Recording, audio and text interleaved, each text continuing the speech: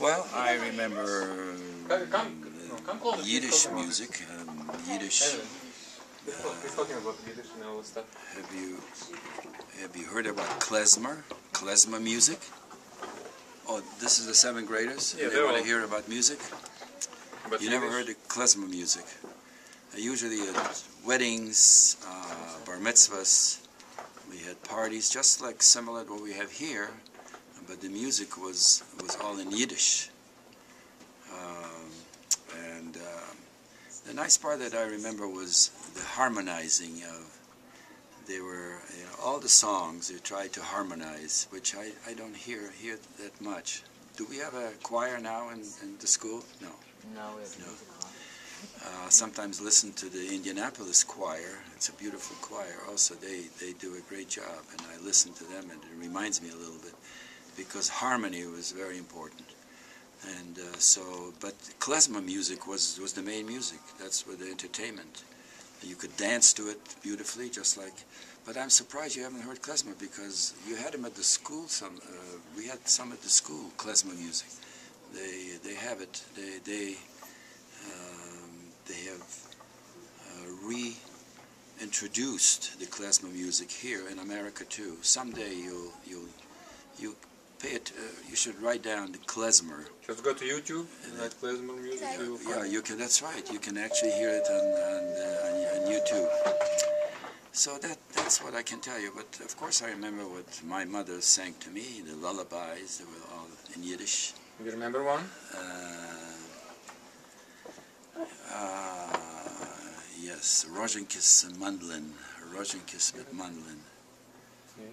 That's also a beautiful song. And there were other songs too. But yes, I do remember, but I can sing it now. Of course you can. Say about that, what under clay steht a little kleine Ziegele? Go ahead, yeah, Ziegele, right. Das Ziegele is gefahren in Handeln. Handeln, yes. See, you bring back some of the memories, but I don't think I could sing it right. So was your family musical? Yes, mother was musical. I could remember her songs. Yes. Did anybody play any instrument? No, I'm the only one that started with mandolin and then the violin. I used to play it when I was young.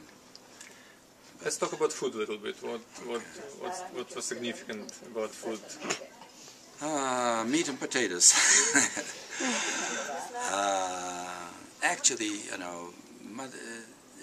Actually, when it came Shabbat, Friday night, that's when you prepared the best meal of the week. Is Friday night. So we had Onyx Shabbat. So what was the food? It's very similar to here, chicken soup and chicken and atzibale, which means actually it's the same as no, it's liver. Tzibale? No. Yeah, I know, but they used to use tzibale with it, but so liver. What do they call it here? When chopped liver, yes. Chopped liver was a big thing, and then of course if you had duck or steak, this was already a really big celebration. But most of the time it's very similar. It's chicken soup, and chicken and noodle soup, and chicken and also what do you call it? Lokshen. In Yiddish, lokshen. I know what it is. And gefilte fish was also a big thing. Lokshen is pasta. Yeah, lokshen is pasta, right.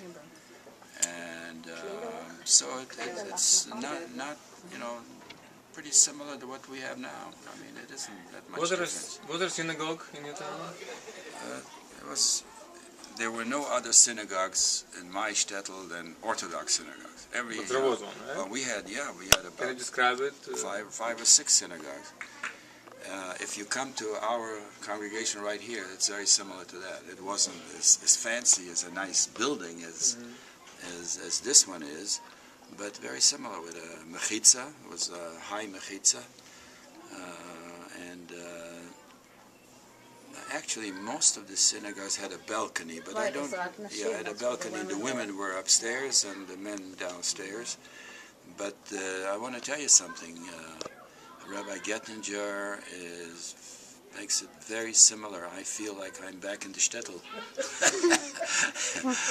And the only thing is the drasha, Dvar Torah, was in Yiddish instead of English. That's the only difference. Otherwise, it's very similar. I remember you guys, the family celebrating the Jewish holidays. Is it similar to what's here? Exactly the same. Exactly the same. No difference whatsoever. Except, as I said, if it's B'nai Torah, if it's Orthodox, but if it's not, then it's completely dissimilar. There's no way that we would ever imagine that you play a musical instrument on Shabbat, or on the holidays.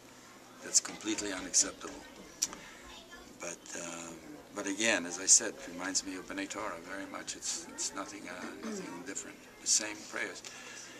But the nice part about, again, I go back to myself. I remember since I was already 10 years old, and during the Russians, when they took over, there was no, we couldn't pray. They were all atheists, and the communists wouldn't allow prayer. So until 1939, until I was 8 years old, we could pray. And I went to a cheder, and I was a good student, I remember, and I was already learning Gemara, and started very young, and I was already 5 or 6 years old already Gemara. And I remember some of the things like Shira Shirim. I learned it by heart. I used to be able to recite it, translate from Hebrew to Yiddish. It was all Yiddish.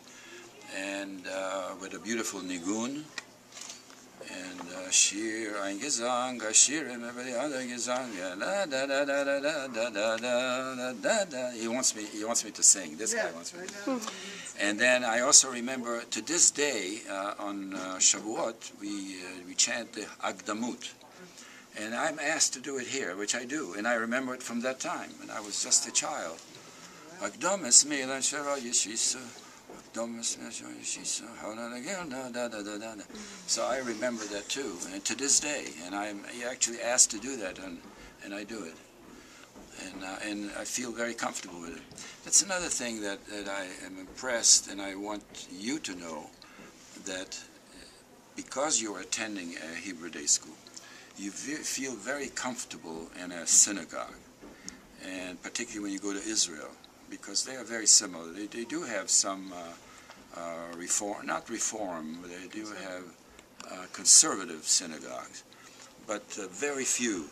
Most of them are very similar to what we do here, so what you're being taught here also, as far as the prayers. You feel very comfortable. I was told a story about a bar mitzvah boy who didn't go to a day school, and he just went to a Sunday school, and he finally learned, the Haftorah, and he was called up to the Torah. He was so nervous that he fell backwards. This is a true story. I was told, Dr. Kahn told us this story. It was his nephew or something. He was so nervous that he fell back when he was called to the Torah, and he hit his head on the